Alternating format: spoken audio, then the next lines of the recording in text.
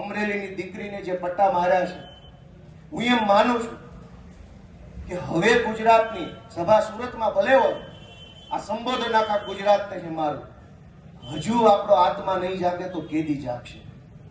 આપણો આત્મા જાગી જવો જોઈએ કે આ શું તમાશો હાલે છે, આ કેવી રીતે હાલે?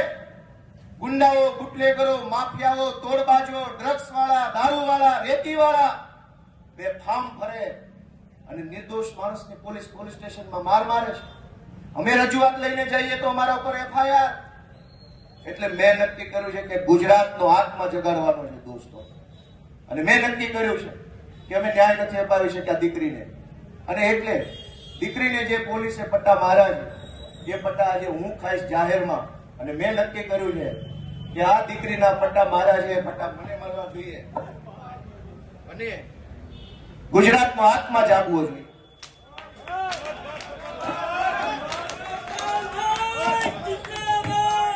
ગુજરાતનો આત્મા જાગવો જોઈએ. હવે ગુજરાતનો આત્મા જાગવો જોઈએ. મૂકી દો, આત્મા જાગવો જોઈએ ગુજરાત આખાનો. દીકરીને પટ્ટા કેવી રીતે પોલીસ મારે? મૂકી દો.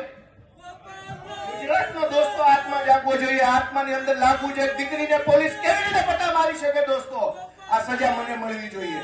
આ સજા મને મળવી જોઈએ. જેને દીકરીઓ, ગુજરાત આખાની દીકરીઓ પર અત્યાચાર કર્યા, સજા મને મળવી જોઈએ. દોસ્તો, અમે ન્યાય નથી અપાવી શક્યા એનો મને અફસોસ થાય છે. અમે ન્યાય નથી અપાવી શક્યા. દોસ્તો, હું ગુજરાતનો આત્મા જગાડવા માંગુ છું. કોઈ અમને જિંદગીભર મત ન આપતા, અમને હરાવી દેજો, પણ દીકરીઓને ન્યાય અપાવવા માટે તમારા આત્મા જગાડો. તમારા આત્મા જગાડો.